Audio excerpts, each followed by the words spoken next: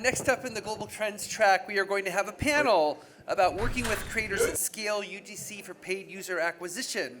So if I could have the panelists come on board, Joseph Flesch, Adam Kalmanson, Philippa Layburn, or Perry, and Deniz Kirca. Hi guys. Hello, hello. Welcome to our panel. We'll do a quick round of introductions and then jump right in because our time is limited.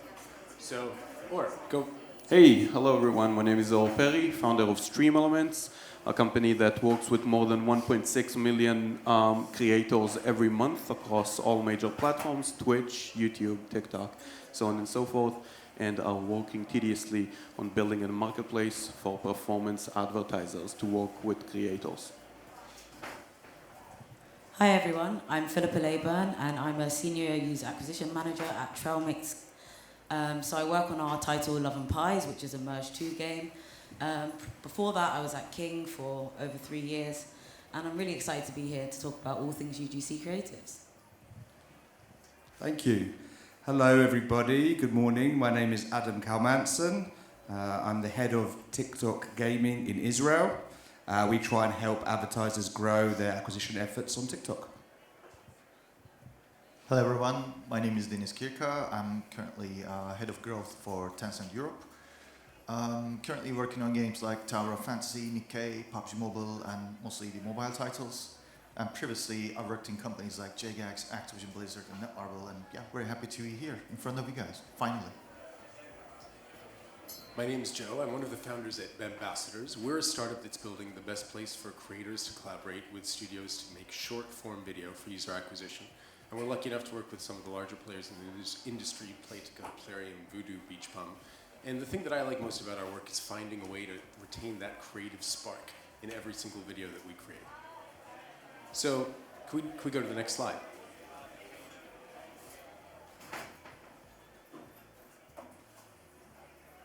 Aha, excellent. And if there's a clicker, it would be great to have that up here. They're pointing. They're saying that maybe there is a clicker. Ah, perfect.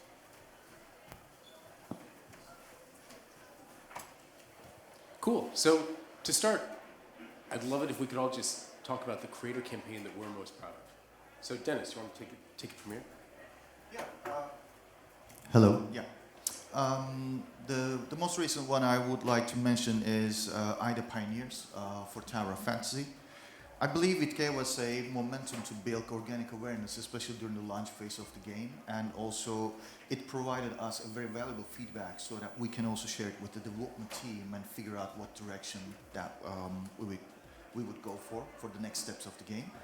And in that sense, I believe cooperating with the content creators, especially the ones that what I would like to call as owned content creators that you can create loyalty, were really crucial to us. Because I believe, because of the direction that we're heading towards with UGC, it's really important to have some organic ambassadors on your side. Thank you. Adam?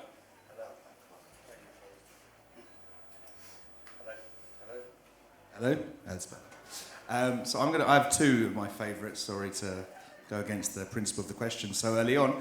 But one is with Product Madness. We worked on a campaign with a grandma creative, we call it, just using someone else, and they made a box out of cardboard, which was like representing their slot game, just something very different, very innovative.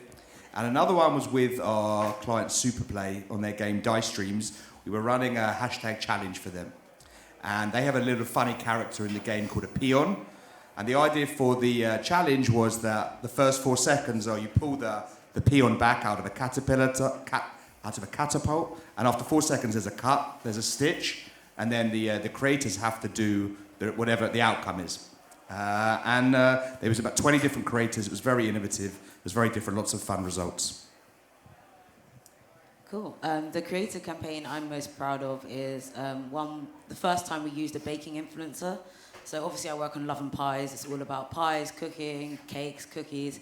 And so we had a hypothesis that baking would work well, but it definitely worked better than we thought. And yeah, it was on the TikTok top charts, and we just smashed it. So really proud of that one.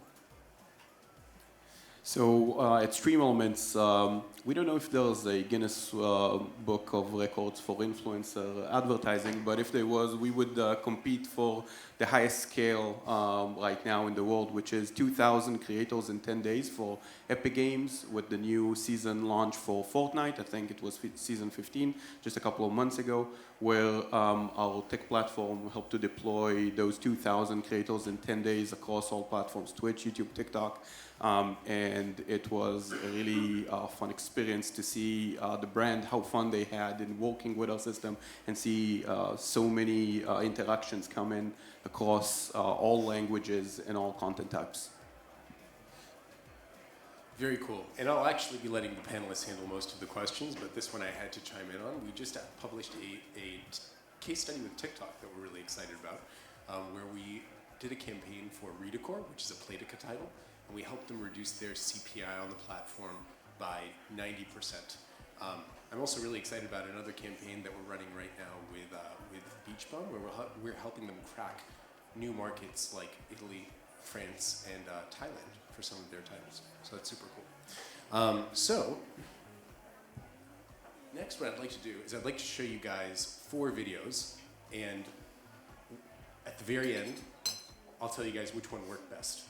So I'm going to show you these 4 videos, and then we're going to vote on which one you guys think worked the best for user acquisition for this time. So, number 1. Dude, what are you doing?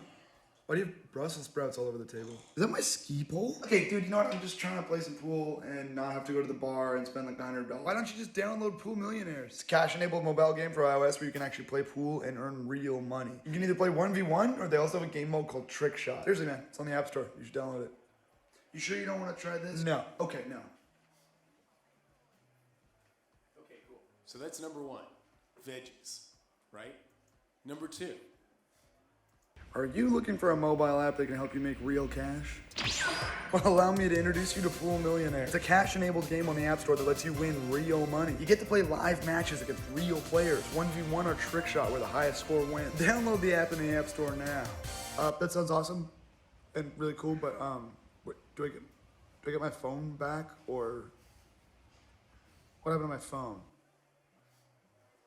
Number 2, the trickster. Okay, number 3. Number 3 and 4 you'll see are sort of minor variations of each other. Dude, before you say we don't have a pool table, I know we don't have a pool table, but now we have this, a smaller one for tight spaces, huh? Want to play pool without all the stuff? Download the app now and play live, real money games with trick shots and high score bonuses. I want you to take that. Okay, last but not least. Yeah. We were just talking about playing pool. Bam, bam. Want to play pool without all the stuff? Whoops. Download the app now and play live, real money games with trick shots and high score bonuses. I'm gonna go take it back real quick. Can you clean up the glass? Thanks. Play pool without all the stuff. Okay, cool. So now we're going to take a quick vote. I hope the panelists will vote as well. What do we think worked best? Number 1, veggies. Okay. Number 2, trickster. You vote for trickster? Okay. Number 3, the short cue. Smattering. Okay. And number 4, bam, bam, bam. Raise your hands higher. Okay, I think that the winning vote here was 2, the trickster. That's where I saw the most hands come up. All right, cool. So we'll come back to this later. So, to continue, how is UGC different from what's come before? Adam, from TikTok. I think, in terms of I'm obviously answering from the TikTok perspective. Actually, before I start, I just want to ask the audience, who here uses TikTok on a personal basis? Okay. And then who here uses it for your game, for your acquisition, for business? Just so I know who I'm talking to here. Okay, great. Thank you. So I think it's different in that before there was a lot more uniformity around brand guidelines, around what had to be created, what had to be done. The message was very curated. I think nowadays there's a lot more, when it comes to, especially for UGC, there's a lot, we encourage to be much more, be yourself, be native, be less manicured, I suppose. I think that's the main difference, the way I see it at the moment anyway. Cool. Philippa? Yeah, I agree with what you said. And I guess when we first started doing UGC videos, we were trying to use our UA best practices. So like gameplay focus, brand front and center. But we realized this isn't really what you need for UGC creatives. It has to look native, has to be slightly different. So we have way less gameplay, for example, or maybe none at all in some videos. And then something I really remember is one time a creator came to us and had recorded gameplay from a phone. So they were recording their phone playing the game. And we were like, no, we need polished gameplay. But for ages we weren't trying stuff like that. But then we tried it and it was one of our best ads. So I guess your UA creatives are really polished. They're done by artists. But UGC has to look like it's coming from a user. It's user-generated content. But that doesn't mean the quality should be low. If you're getting a baking video like we had, the bake should still look good, but you know, it just doesn't need to look as polished or as refined as maybe your UA videos do. Thanks. Deniz? Actually, in our case, UGC functions in a different way because the first thing is that we believe authentic and organic sentiment is kind of verifying what you do on the early phase of concept verification. Like you do your A/B testing, you do your brand messages and other components. And UGC, from my perspective, is just we see that whatever we got from data or whatever we got from from our gut feelings is kind of resonates well with the players or not. And I actually want to give one example here. For example, when we launched Tower of Fantasy, Asmongold shot 2 videos about Tower of Fantasy. The first one was just he was just reviewing the game and he told us that this game has a full of potential. And we shared with the developers. And the second one was like, this game is dead. So we shared this with the developers too. And it really helped us to optimize and fine tune what really needs to be done with the players. And from my perspective also, one more point is, I think we're somewhat living in a world that there are like 2 camps when it comes to acquisition approaches. The one is more, coming from evergreen companies that's been around for a while, which is like more marketing-driven, marketing-led approach. Like, let's have the brand, cool trailers, polished gameplay, and let's present it like a strong brand. And the other one is purely performance-driven, which is like, what is the LTV, what is the retention, what is the whatever metric you're looking for. And I believe UGC is a very reliable and trustworthy method to just fill the gaps, just fine-tune the difference between these 2 camps. Right, because it lets you really express the brand while remaining very performance-driven. I mean, you can look at the performance, you can look at the brand, and you can fine-tune both parts, and you can just blend a better experience for our players. That's what I'm thinking. Very cool. So, if you're making UGC, right, there's lots of different ways you can go about it. So, a question that I have for you guys is, when do you want organic UGC, right, which is being posted, say, on the creator's channel, and when do you want paid, right, where you're just kind of buying the video and then running it yourself? And when do you want to go with big celebrities to do it versus going with tens or hundreds of thousands of micro-influencers or micro-creators? Or, do you want to start? Yeah, so we're here on this session, we're talking about working with creators at scale. And the best way to get scale is you want to try everything. So you want to do both. You want to do paid and you want to do organic. You want to do the torso, long tail of content creators and the top because they feed into each other. On a platform like TikTok, you take your best organic post and you can spark it. On other platforms, if you want to hit scale, eventually you're all aiming for the same thing, which is ROI, getting the best results for your spend. And what you're probably going to find is that you get a lot more brand uplift if you're working with top content creators, but the real measurable ROI and ROAS comes in from the torso and long tail of content creators. But in order to engage and get acceptance and run with enough of the torso content creators, they want to see top creators getting involved too. So everybody wants to be part of something if there's a famous person involved. So I would say you need to generate a holistic marketing view on your user acquisition for content creators and see, according to your budget, what can you afford. Understanding that the top will get you more views and they're going to bring more equity into your brand, but the smaller creators, the smaller you go, you're going to see higher ROAS. So we basically only do paid at the moment, so not too much to add here. Which I think is pretty common among mobile casual. I think I totally agree about that you have to go for a mixed approach. I think, especially on TikTok, we encourage the symbiotic nature of our environment. So the organic works with the paid together, and you have to have a mix for your best results. Obviously, it depends on your budgets. We're currently running a campaign with Playtika right now, who are using Drew Barrymore in one of their, and she's posted something today on her TikTok feed, and then we're going to boost that post with a Spark ad. Obviously, those means are not within every company, so it depends on your goal. But I think you need to use all of them in conjunction to achieve best results. I believe it's really depending on what your KPI is, and I'm more favoring like a product-driven approach here. So whatever you're doing, you really have to see and have an understanding of what's going to happen beyond impressions.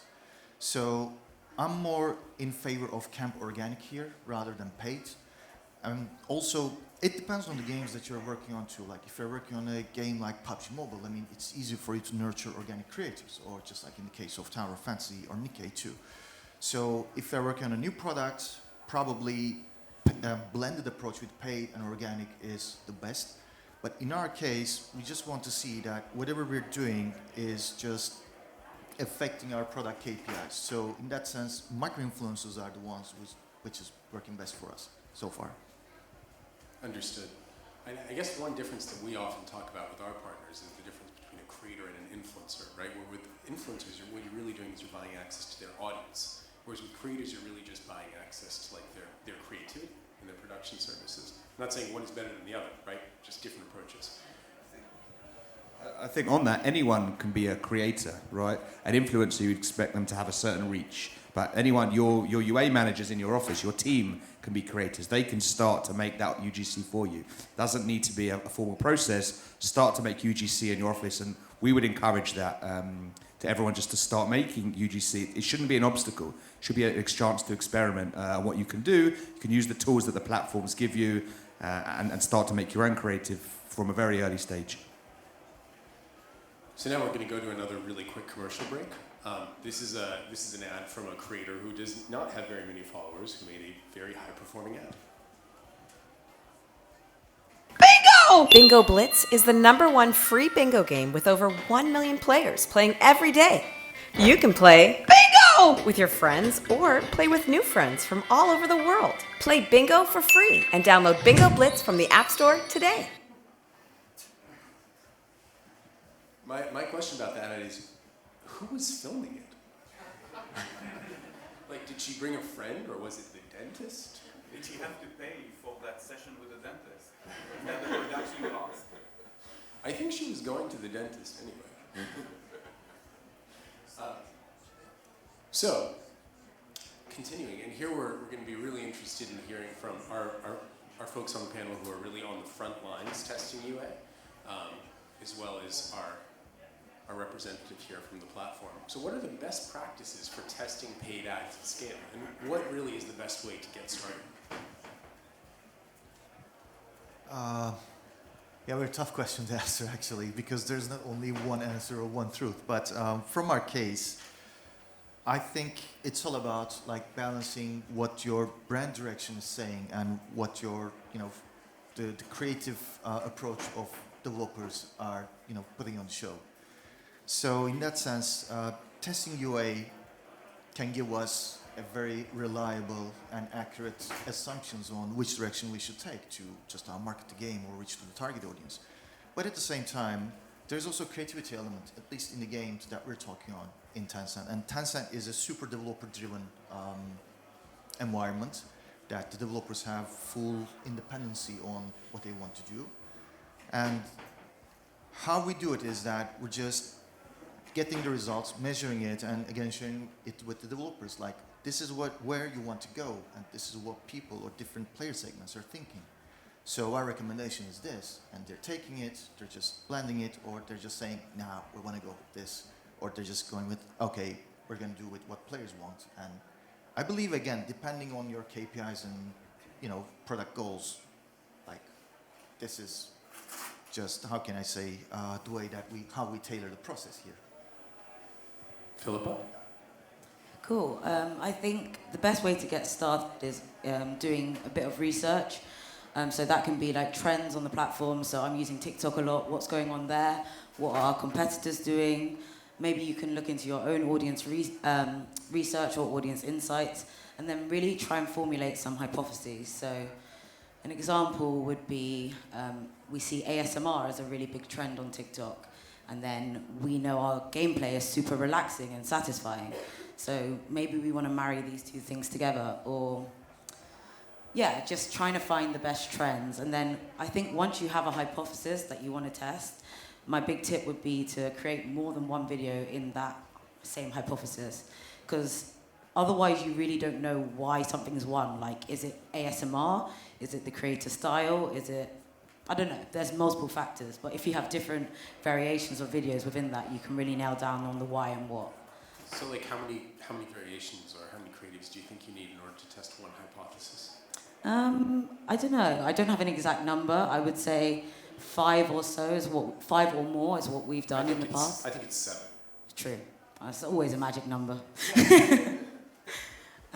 Yeah, that'll be my best tips. Very cool. I think from the TikTok perspective, it's a lot is dependent on budget, a lot dependent on what are the goals of the campaign. So it's hard to really say, but I think if we're saying the starting point, as I said, I think too often some of our clients approach us and are scared with the whole notion that TikTok, you have to run organic content on TikTok, you have to run native UGC, whereas, as we talked about earlier, it can be as simple as filming another phone playing the game and putting some voiceovers on it, using the platform. And that's the sort of basis you can start. You can put that on your organic page, you can run a few ads on Android and see the results. And very quickly you get a picture of what's working, what's not, and iterate from there. So I think that's the place to start, sort of get stuck into the nature of the platform and try it yourself. The UA managers can do it themselves. They doesn't need too much time or emphasis from the creative team to do this. It can happen from the UA team. So how do you measure results and then iterate, kind of doubling down on what's working best? Or can you start? Yeah, so I think this is where the session brings a lot of value, because everybody has a different opinion about that. I would split my answer into 2 phases. So the first one is, when you look at your product, you already have a funnel that you're managing from people getting awareness, so the views and the eyeballs that are coming into your product or your game, and then all the way through to conversion point, and then deep funnel events within that. And what I would recommend is notice that different creators, different creatives are probably going to be very good at certain areas of that funnel. It's very rare to find a single creative that's everybody's going to watch and then everybody's going to convert and it's going to be amazing at ROAS. These are the unicorns. Most creatives, they're good at a certain part of it. So I would say find, if I come back to the question that we had earlier, mix those together. So some creatives will be bigger creators that generate a lot of views, and some of them will be smaller creators that generate a lot of good results in terms of return on spend. And when you mix those together, you get a really healthy funnel across all of these. The second part of it is, how do you iterate? So here you got a split between sponsored content and UGC being used for ads.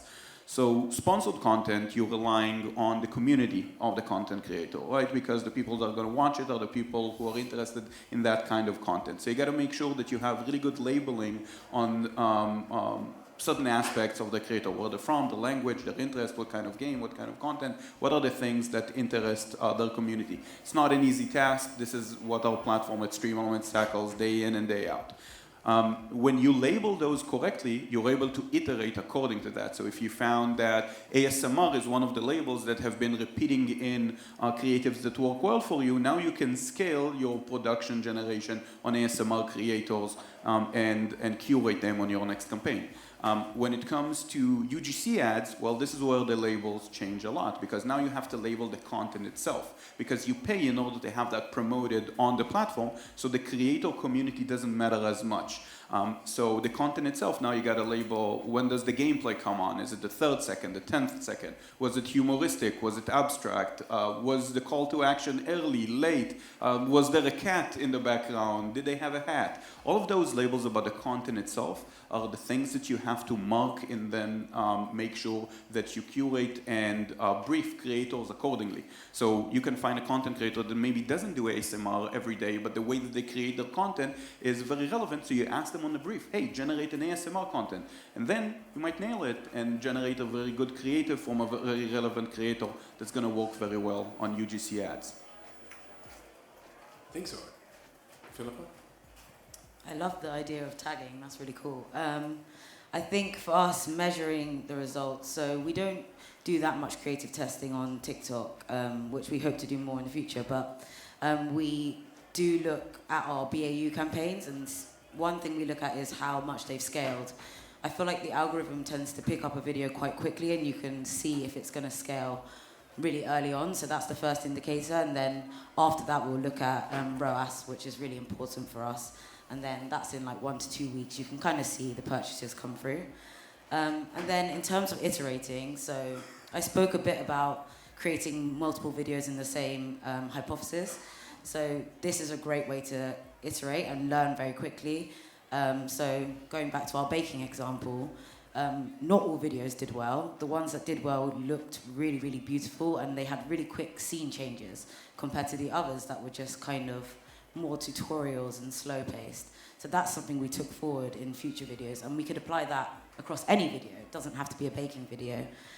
So that's really cool. And one other tip for iterating is, again, on TikTok, I find videos that are good just continue to get pushed, so the spend keeps going, but obviously, eventually, metrics drop off. So ROAS goes down, ITI goes down. So one thing we've started doing is just changing like one aspect of the video. So a frame of the gameplay, adding text to voice, adding a caption at the beginning. And I think it kind of picks it up like a new video and starts pushing it again, but then you get a boost in your stats as well, like ROAS, ITI. So that kind of helps your evergreen videos stay evergreen for even longer. So to sum it up, have a hypothesis. Test a bunch of variations of that hypothesis, see what's working, and then double down on what's working best. If there's a direction that's working, keep an open mind and just keep going in that direction. Exactly. So when you're working with creators, some of them might be really familiar with the game, right? They might have played it for tens or hundreds of hours, but some of them might be really great creators, but really new to your game. So how do you communicate your vision and your brand and what's special about the game to creators when they might not be that familiar yet with the title that you want to promote? Or? So this is a hack straight out of our top Chinese clients. First of all, if you want to make sure that your creators know your game, include that in the brief. Here's what you don't want to do. You don't want to include a 20-page brief about everything the creator needs or wants or ever happened with your company. Those creators, eventually, they're millennials, young individuals. They lose interest very fast in a whole list of to-dos and long information, paragraphs of information. What you do want to do is you want to include some sort of a requirement, like our top Chinese clients are doing. So if a creator picks this campaign, they got to play the game, let's say for a level 5, level 10, something like that, which means if the creator wants to work with your brand, they got to show that they either played it before or at least know what this game is about. But eventually you got to make sure that you're very accurate on the important things that the creator needs to know, because every different user is going to have a different experience with your product. So make sure that you brief the creator correctly on the angle that you want them to take. Cool. So I think some things we do are share previous performing videos to give them an example of what works, share our UA videos, try and really explain the core mechanisms of our game. So yes, it's a Merge 2 game, but it has a really strong narrative world. And if you haven't played the whole way through, you're not going to know some of the key plot points or story points. So maybe we want to highlight some of the interesting things they could talk about. We can also share gameplay and share chat images so that they see what it really looks like. Otherwise, we do try and encourage them to play the game up to a certain point as well, just so they can give their own opinions and kind of personalize the content to what they think is good about it. Deniz, now for a contrary opinion. Well, yeah, kind of.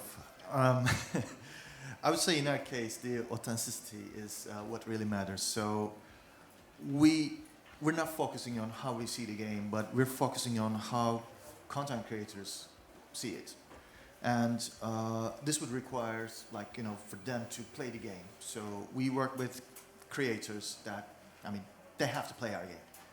And the second thing is, I think there's a difference between endorsement and user-generated content. So when you are going for paid content, it's like there's this well-known persona that you're tailoring the message and he's just delivering it and we're just selling it over to reach to a greater number of audiences. But when it comes to UGC, we just want to see like how the audience perceive it, how the creator does it, and to see like whether it's just verifying our brand messages or the direction strategy that we're going towards.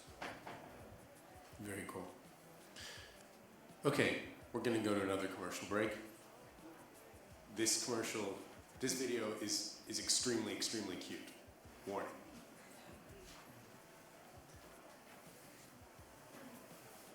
Okay, we'll come back to this question. อย่าปล่อยให้เวลาว่างล่วงเลยไปโดยเปล่าประโยชน์โหลด Domino Go สิคะเล่นง่ายคลายเครียดรับสมองใช้เวลาว่างทำให้เราฉลาดขึ้นทุกวันแถมเขายังมี challenge ต่างๆพร้อมทั้งอัลบั้มสะสมภาพด้วยนะคะไม่โหลดตอนนี้แล้วจะโหลดตอนไหนโหลดเลยค่ะ Domino Go I love it. Okay, but back to the question. So how do you ensure consistent quality and message across videos and creators, right? Because you have one title you want to promote, you're going to work with a bunch of creators. Each of those creators might make one, they might make more than one video. Adam. I think this is an interesting one and where some of our clients get tied up. The word quality is what's really important here. Quality maybe doesn't mean what it used to. Quality on Facebook and quality on TikTok mean two different things. So for us, we would say if the quality is how native it is, how raw is this piece of content, then it doesn't really have to be uniformity across the different pieces of content. Maybe there's something that what's linking them is humor. Maybe it's something else. But the thing that they could all be quality pieces of content because they are organic, they do fit the brief, and that's what's linking them. But we do still want to make sure that our creators are expressive, they are making something unique. That's why we're bringing them onto the campaign in the first place. That's why we're encouraging them to be on TikTok. So that's something super, super important. I think then on, let's say, an organic page, you can tie together bits of content all together with a label or something like that. But I think the brand message, let's say it's something to do with a piece of gameplay, then all the creators can cut to the gameplay after 3 seconds, 5 seconds, something like that. But the first bit, they should be free to be creative. Then the quality will be there. It's what they do best. They're creators, they create. But then the uniformity will be whatever the brand wants to put in, whatever the gameplay is. Or?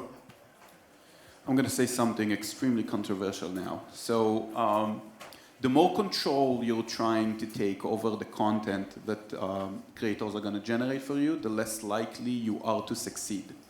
Let that sink in for a second. Because as you just experienced on the first 4 examples that Joe showed, is that everyone has their own opinion here. Like some of us thought 1, 2, 3, 4. And if you come in thinking that the content that creators needs to generate is the content that you think needs to be generated, then you might not succeed.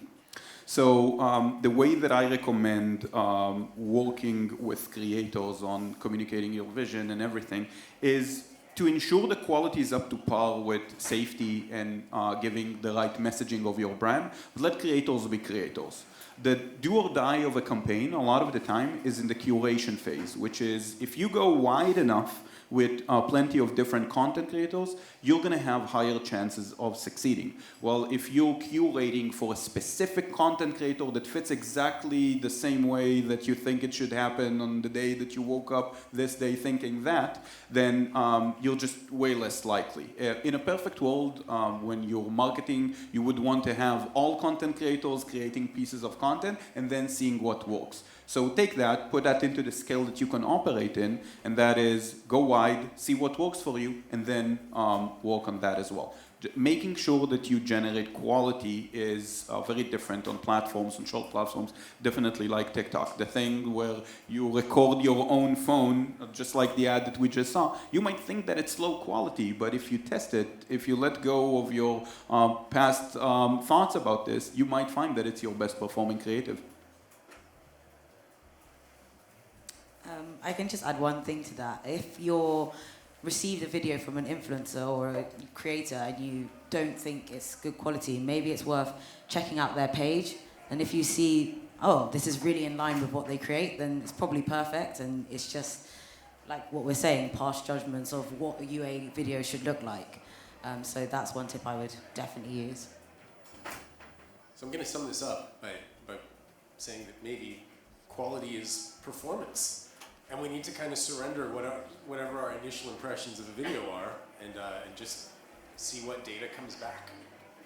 That'd be one way to sum up what you guys have just said. Okay, skip over this. So, how do you make sure that creators deliver videos on a schedule so that you have a steady stream of new videos to test? Philippa. Yep, so for this one, we don't necessarily have a, delivery date. But we do try and get influencer videos in a batch. So a batch of 20, 30, however many you want. And then content creators are free to take their time, do what they need. But it usually means we get about 5 videos per every 2 weeks. And that's a perfect amount to run our campaigns, to keep everything fresh for where we do most of our paid, which is TikTok. So at StreamElements, we actually have a cheat code for this specific problem. We're a dual platform, which means we serve advertisers and creators.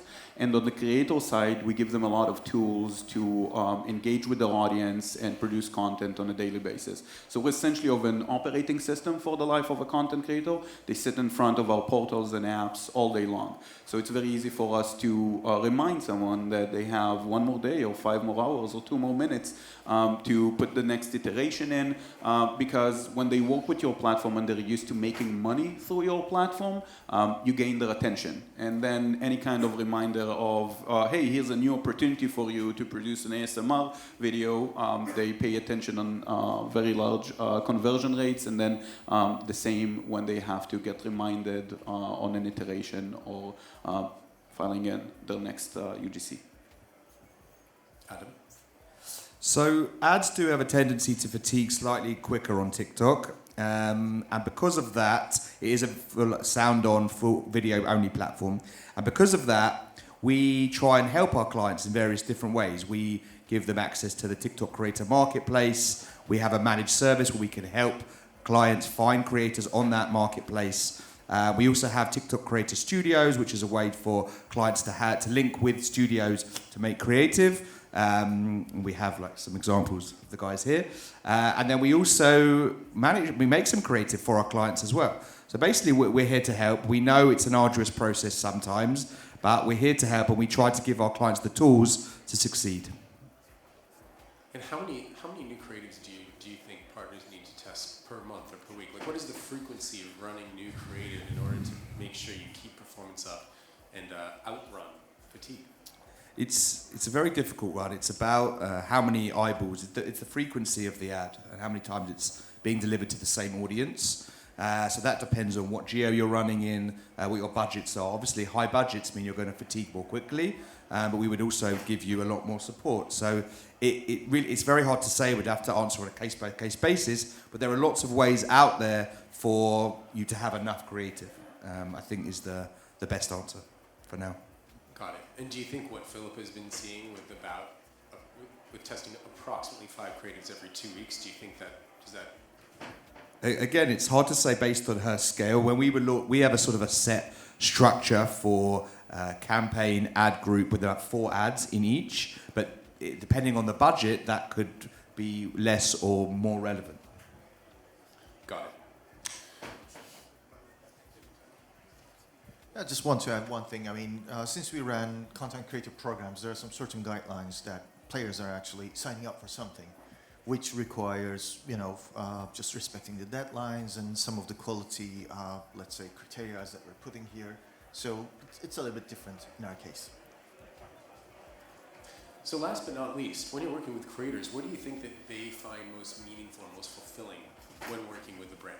Right? Because this isn't a gameplay video. There's really someone on the other end, and how they feel about the project that they're doing has an impact on the final outcome, right? I'll take this one. So I don't need to think for myself. They tell us all the time. They call it play walking, which is when you do the right match and you find a connection between the right creator and the right brand, it almost doesn't feel like work for them. So remember, these are very creative people, and they don't want to be robots. So if you made the right match and you briefed them correctly and you allowed for a reasonable amount of creative freedom, it's very fun for them. They like that part a lot.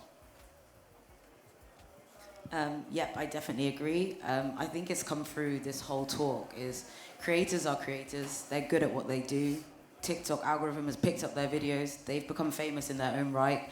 So trust them and let them align with our brand, but also their own brand, because the algorithm is going to push it, and that's great for us, and it's great for them, and hopefully they enjoy it more if they get to come up with their own ideas. I mean, no one wants to read off of a script, right?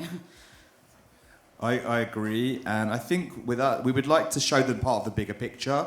They're part of some big campaign. They're part of a big marketing effort. What are they doing to drive this particular campaign? But basically, the bottom line is let them create, let them do their thing. So, at the very beginning, when I showed you guys the 4 videos, the collective votes seemed to be that number 2 was the best, and it wasn't. The best performing video was number 3, which is one of the two videos where the vase breaks, and in that video he's talking about how he has a shorter pool cue to fit into the same space. Personally, I didn't like that one the best either. My favorite one was the one where he goes bam, bam, bam with the pool cue. I thought that was really fun and punchy. So here's the best performing one. Dude, before you say we don't have a pool table, I know we don't have a pool table, but now we have this, a smaller one for tight spaces, huh? Want to play pool without all the stuff? Download the app now and play live, real money games with trick shots and high score bonuses. I want you to take that thing back right now. I'm gonna return it. Play pool without all the stuff. Thank you, guys. I think we have a few minutes left for questions. Not much, maybe one question. Maybe one question. Okay. Raise your hand if you want to ask a question. Yes. With the increasing amount of user-generated content using that as advertising, how do you start to combat if you see the increased amount in that, it kind of loses the authenticity if you just keep seeing creators pumping out brands and ads all the time? So just curious if you've experienced that. What we're seeing in the field is that if it's good and creative, it definitely works, even though it is an approach that more people are taking. But you guys can take it. I think the solution is on the curation phase. You probably don't want to work with a creator that every 2 days promotes a different brand because they might lose some of that authenticity. But the barrier to entry to becoming a UGC creator definitely on TikTok is so low. You can find amazing people that are going to generate ads that are going to blow your mind and your ROAS, and you don't have to go for the same ones again and again. So this is where curating out of a really large base of creators solves for that. I would say it doesn't matter as much for paid ads as well. You're kind of promoting their videos through your own brand name, so people aren't necessarily aware of the other stuff they're doing, so that makes a bit of a difference. I haven't seen any creators that we work with that are inundated and do lean too much into the advertiser, because it dilutes their organic following for sure. So we do have to be a little bit careful of it, but I think the idea is you can spread around so much with our UGC that we don't see it being a huge issue moving forward. I would say if your game is on a scale that you can go beyond paid ads, and if there's a possibility that you can raise your brand ambassadors or your, let's say, ambassadors, just arm your ambassadors. I mean, they're going to advocate your game the best so that, you would retain the authenticity on your game and content. Cool. Well, thank you guys so much. We are Bambassadors. We're at booth B05, and if you like the videos that you saw here today, we're giving away 15 free UGC videos custom produced for your title. Thank you guys so much for coming and sharing your time and your expertise with everybody. Thank you guys.